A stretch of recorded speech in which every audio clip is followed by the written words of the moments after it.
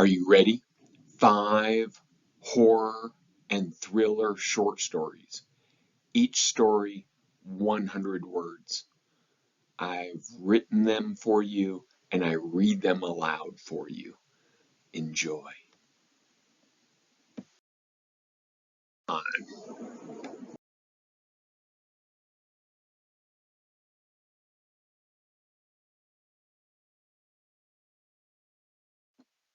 As a child, she hated baths and naps. As an adult, naps and baths were rewards. They were escapes from adulting, stressing, and failing.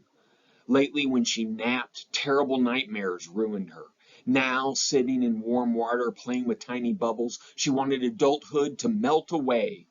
But the other voice in her head kept describing in horrible details how she would be murdered by drowning in this tub. The warm water choking away her air, tiny bubbles blocking any exit, diffused light dimming her soul until she drained away. She slipped, choked, swallowed water, and dreamed of restful sleep.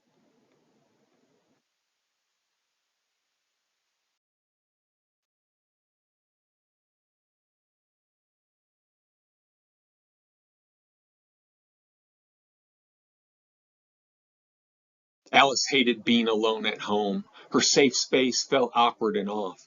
And when she was left, she never went to the kitchen because of her childhood.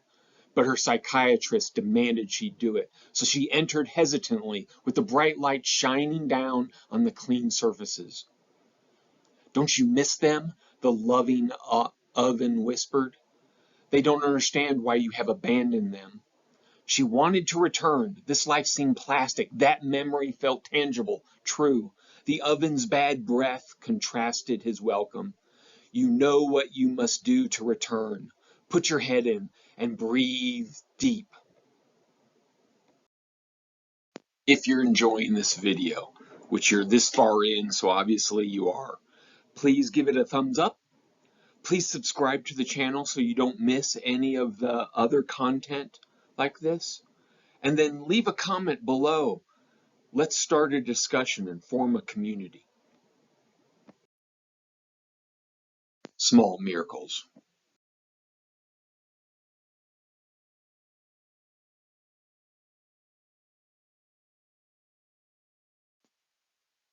I felt exhausted waking from a 6-day coma, but not hungry. The flurry of nurses and doctors went by without me noticing. Numbness blanketed my wakefulness. It was the homicide detective standing too close to my bed that had my attention and said the most confusing questions.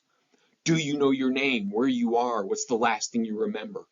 My personal memories were as gone as the last 6 days. Do you remember your wife, your sons, your daughter? No. Do you remember their bodies? Do you remember murdering them, hitting them repeatedly with your finishing hammer, blood everywhere? Monsters.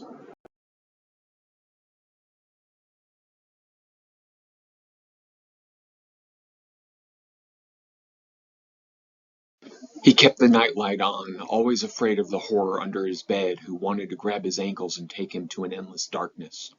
Then his younger sister relentlessly mocked him, and so he spent hours digging for strength before holding the edge of his big brother bed and peeking into the underneath. With his eyes adjusted to the small shine of the nightlight, the shadowy space laid empty between the dangling blankets. Until movement caught his breath and gaze, a small shape crawled down from the supports. His face, eyes, and shock as if from a mirror.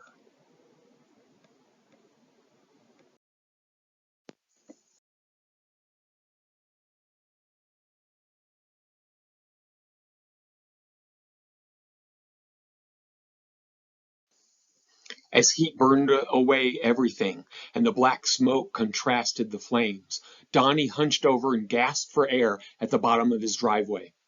Distant sirens screamed from down the lane, and tears cleared away the burning in his eyes. He was out, but his wife and teenage son were not. With a deep inhale, he ran back through the open door and froze at the stairway connecting the basement and the second floor. Sharon was upstairs. Tommy was down. No time for firefighters. One could live or both die. He closed his eyes, knowing he had to choose.